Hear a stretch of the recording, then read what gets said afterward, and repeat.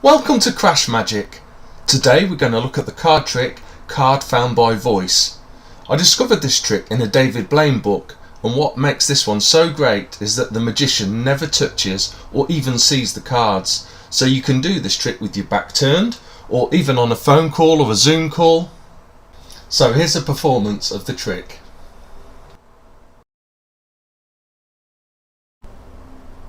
The magician's friends are having a get together, but unfortunately the magician is washing their hair tonight and can't make it. The friends though make a voice only call to the magician and ask if they can still show them a magic trick. The magician asks them to get a pack of cards and then to give them a shuffle.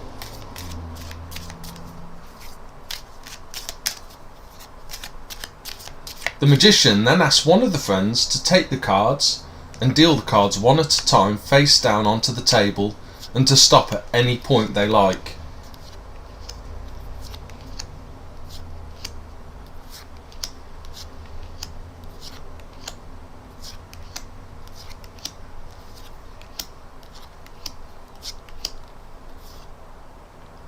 Then they ask the friend to look at the next card, remember it, show it to the rest of the group, and then place it face down on top of the other cards on the table. Next they ask the friend to continue dealing to the number that corresponds with the chosen card. So if the chosen card was an ace, they should deal one more card. If it was a jack, 11 more cards, queen 12 and king 13.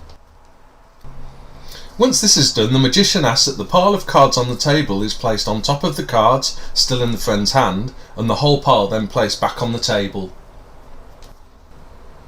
The magician then asks the friends to slowly deal the cards one at a time from the pack down onto the table and read out loud the value of each card. The magician stresses that the friend should not change the inflection of their voice in any way when they get to their chosen card.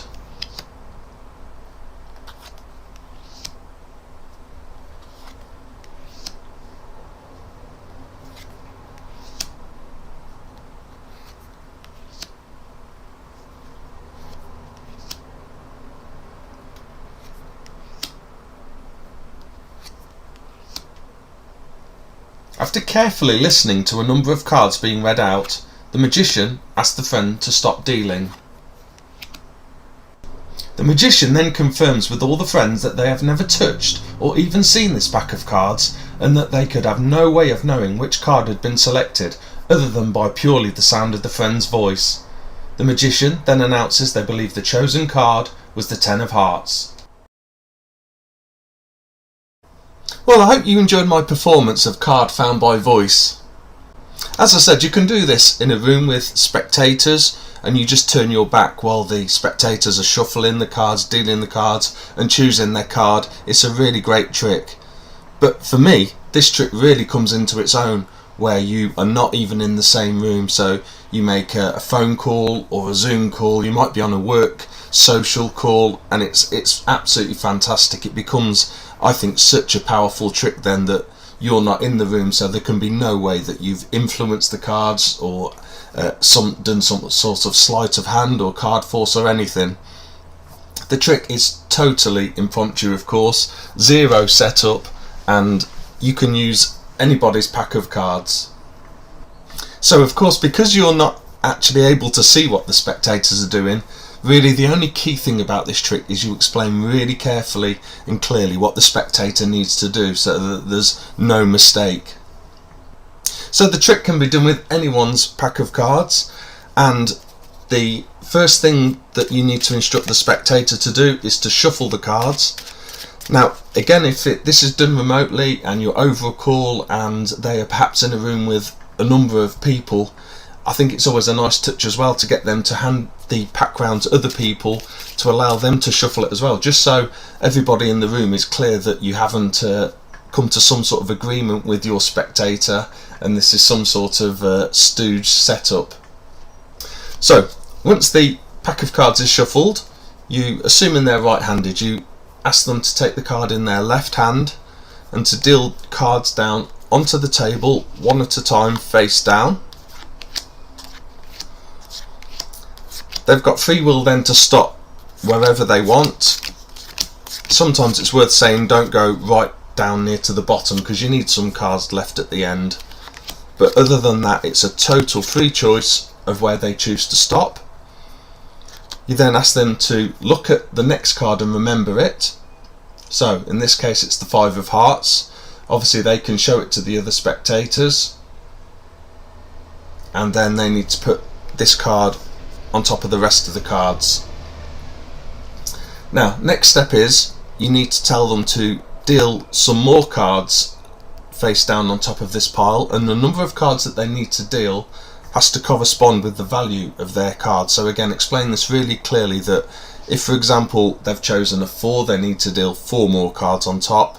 If it's a Jack, 11, a Queen, 12, King, 13. So in our case they've chosen a 5, so they need to deal 5 more cards down on top for 5. And then if you ask them to pick the pile up off the table and put it back on top of the cards that are still in their hand, and that then they can put the pile down on the table.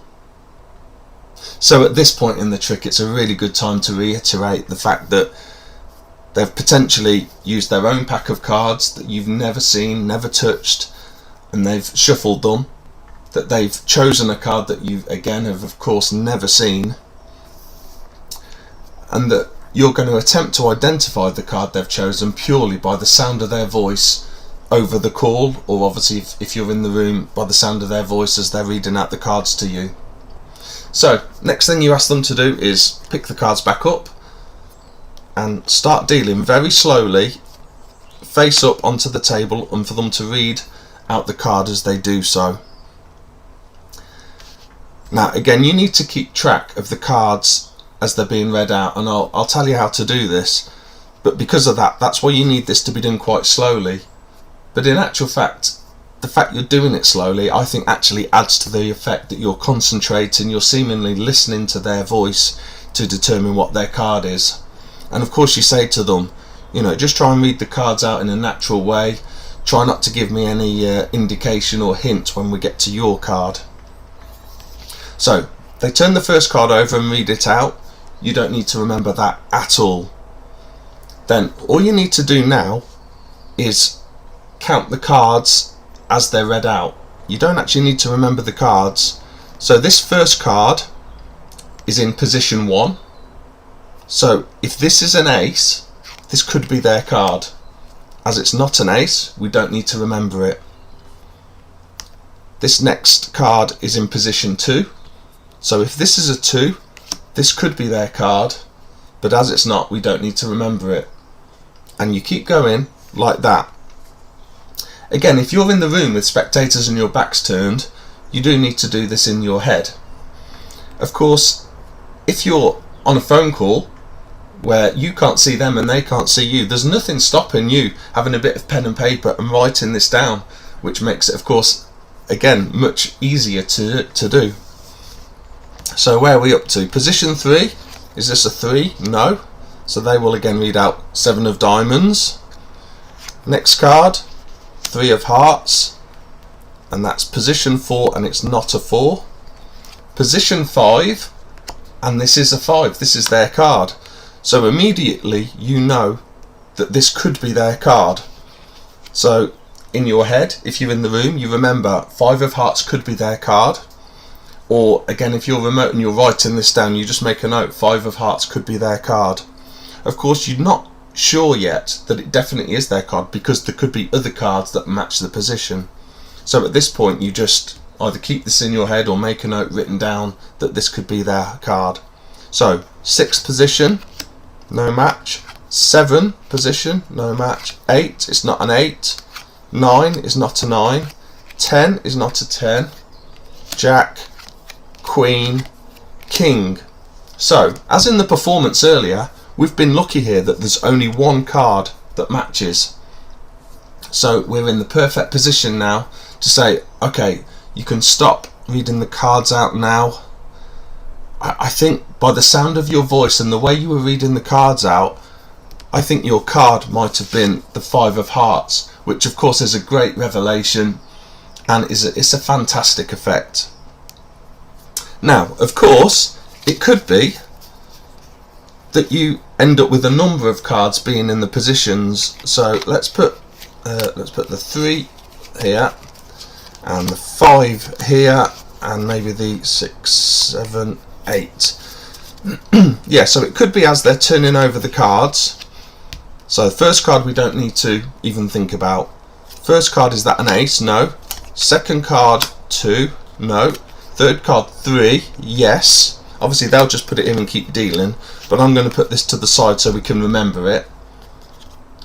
4. No. 5. Yes. 6. No. 7. No. 8. Yes. 9. No. 10. No. Jack, Queen, King. No. So in this scenario, there's 3 possible cards that could be theirs. So in this scenario, there's 3 possible cards that they could have picked. But to me, this almost just adds to the effect. I mean, let's think about this. You're trying to, just by the sound of their voice, detect which card they picked from a pack of cards you've never seen. So the fact that you might not be immediately sure which one, I don't think is a problem. And you can now obviously start doing little tricks like, well, you know it's one of these 3 cards, 2 are red and 1's black. So in this scenario, you might say, oh, I'm not sure from the sound of your voice which one it was. I think it might have been a red card. Or you could even say to them, could you say the word red and now say the word black? From that, I think your card might have been red. Of course, if they say no, it was black, you say, okay, I think your card might have been the 8 of clubs. If in this scenario they say yes, it was red, then of course you've still got a choice of 2. And you can say, I'm not really sure from the sound of your voice, there was a couple I wasn't sure. Was it maybe the 3 of hearts? And of course if they say no, they say, okay, the other one that I thought from your voice it could have been was the 5 of hearts. And okay, you've taken a couple of guesses, but again, from a spectator point of view, you're on a call potentially where you can't see each other, you've never seen the cards, you've never touched the cards, and if you've been able to identify somebody's card on a second attempt by voice, I still think that's a pretty impressive feat. Well, that's the end of my video. If you liked it, please like it and subscribe. If you've got any comments, leave them down below, and see you soon.